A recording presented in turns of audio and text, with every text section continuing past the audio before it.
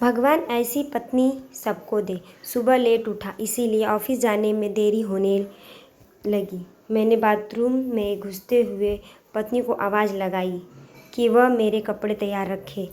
मैंने बाथरूम में ज़्यादा समय नहीं लगाया और जल्दी से नहाने के बाद बाहर आ गया।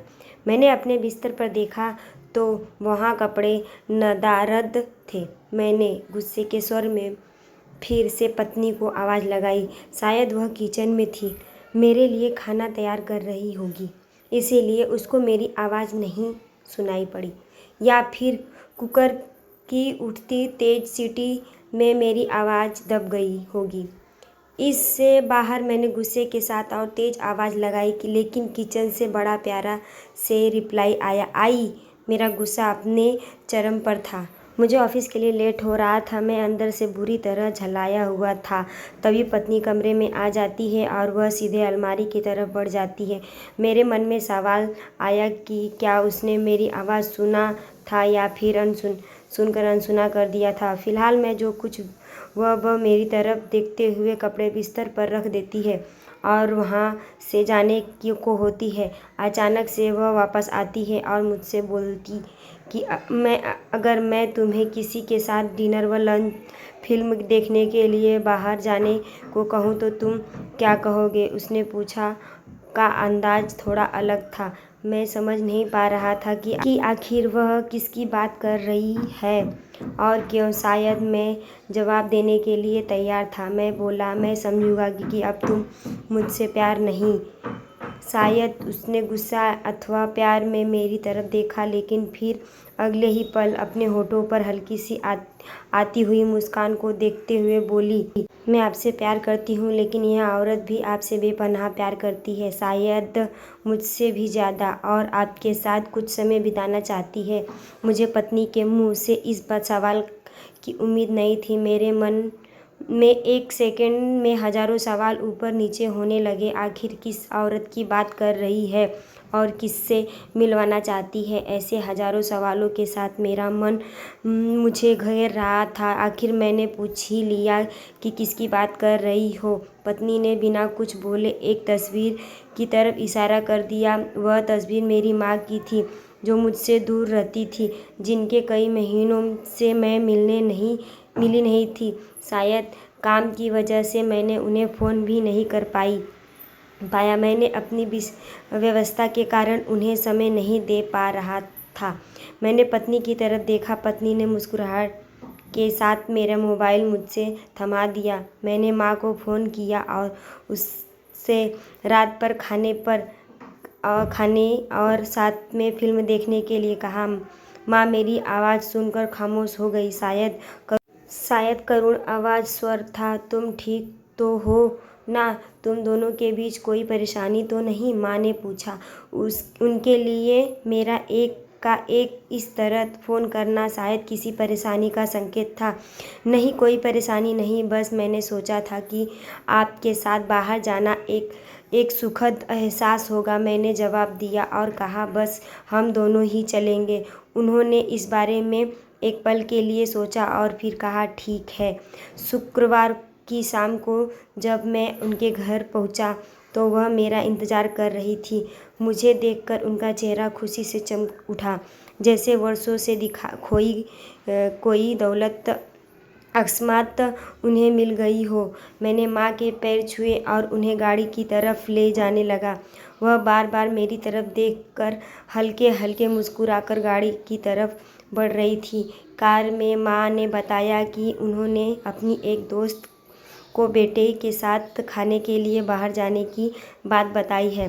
वह काफ़ी प्रभावित थी। फिलहाल में हम माँ के पसंद वाले रेस्टोरेंट तक पहुँच चुके थे, जो कि दिखने में अब भी अच्छा और आरामदायक था। अंदर जाकर हम दोनों एक बैठ गए। मैंने पास रखे मेनू को उठाया और पढ़ने लगा। एकाएक मेरी निगाह माँ पर पड़ी। वह अभी भी मुझे देख रही थी, लेकिन इस बार वह मुस्कुरा गायब थी। वह उदास दिख रही थी। शायद मैंने मेनू पढ़ने में तो ज़्यादा समय नहीं लगा दिया। मैंने मेनू को साइड पर रख दिया। मैंने माँ से खाने के लिए पूछा। उन्होंने मेनू की तरफ इशारा करके मुझसे कहा, मुझे याद है जब तू छोटा था और हमारे साथ बाहर खाना खाने आता था, मैं भी तेरे लिए इसी तरह मेनू गौर से देखती और तेरे लिए अच्छा सा खाना ऑर्डर करती थी जो तुझे पसंद था। लेकिन अब वक्त बदल गया है, महंगाई भी बहुत हो गई है, तू शायद मेनू में कुछ नया देख रहा हो। माँ का जवाब सुनकर मेरी आंखों से आंसू निकलने लगे, लेकिन मैंने खुद को संभाला और कहा, माँ इस बार मैं आपके लिए मेनू पढ़ना चाहता हूँ। इसके बाद मैंने एक बढ़िया सी डिश माँ के लिए ऑर्डर की। खाने के समय माँ ने मेरे बचपन से लेकर अब तक के कई किस्से सुनाए। मुझे ऐसा लगा रहा था मानो मैं वापस बचपन में आ गया हूँ। मुझे उस समय इतनी खुशी हो रही थी मानो सारी कायनात इसके आगे फीकी हो। बातों ही बातों में समय का पता नहीं चला। मैंने माँ के साथ थोड़ा और वक्त बिताना चाहता था, लेकिन अंधेरा हो चुका था और माँ को उनके घर छोड़ कर वापस अपने घर भी जाना था। इस शब्दों का मतलब बाद में समझ आया, लेकिन फ़िलहाल मैं माँ को लेकर उनके घर पहुँच गया। अब वक्त था माँ से विदाई लेने का।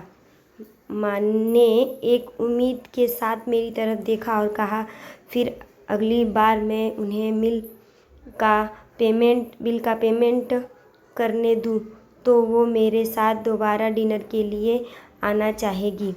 मैंने मुस्कुराहट के साथ माँ से कहा, माँ जब आप चाहो, और बिल पेमेंट कौन करता है, इससे क्या फ़र्क पड़ता है। माँ ने मेरी तरफ देखा और मुस्कुराहट के साथ कहा कि फ़र्क पड़ता है और अगली बार बिल वो ही पे करेगी। जिसके बाद मैंने माँ से विदाई ली और अपने घर की तरफ चल दिया। घर पहुंचकर देखा तो पत्नी मेरा इंतज़ार कर रही थी। उसने पूछा कि कैसा रहा आज का दिन। बहुत बढ़िया, जैसा सोचा था उससे कहीं ज़्यादा बढ़िया, मैंने जवाब दिया। इसके बाद कुछ दिनों बाद अचानक मुझे माँ के देहांत की सूचना मिली। उन्हें दिल का दौरा पड़ा था। यह इतना अचानक हुआ कि मैं कुछ समझ नहीं पा रहा था। मैंने माँ के लिए कुछ भी नहीं किया था। मैं वापस उनके साथ समय बिताना चाहता था, लेकिन अफसोस अपने व्यस्त समय की वजह से मैं माँ के लिए समय नहीं निकाल पाया। लेकिन अब होता क्या, जब माँ थी तब समय नहीं, और जब माँ नहीं तो पछतावा और अफसोस। माँ की मौत के बाद मुझे एक लिफाफा मिला। उसके लिफाफे में उसी रेस्टोरेंट का एडवांस पेमेंट की रसीद के साथ माँ का एक खत था, जिससे माँ ने लिखा था, मेरे बेटे, मुझे पता नहीं कि मैं तुम्हारे साथ दोबारा डिनर पर जा पाऊँगी या नहीं, इसीलिए मैंने 2 लोगों के खाने के अनुमति बिल का एडवांस पेमेंट कर दिया है। अगर मैं नहीं जा पाऊँ तो तुम पत्नी के साथ भोजन करने ज़रूर जाना। उस रात तुमने कहा था ना कि क्या फ़र्क पड़ता है, मुझ जैसी अकेली रहने वाली बूढ़ी औरत को फ़र्क पड़ता है। तुम नहीं जानते, उस रात तुम्हें साथ बिता हर पल मेरे जीवन के सबसे बेहतरीन समय में एक था। भगवान तुम्हें सदा खुश रखे। तुम्हारी माँ। इंसान को दुख अपने को खोने के बाद होता है। अगर समय रहते एहसास हो जाए तो जीवन में छोटी छोटी बातों से भी परिवार में खुशियाँ बांटी जा सकती है। और माता पिता तो जीवन की सबसे अनमोल धरोहर है।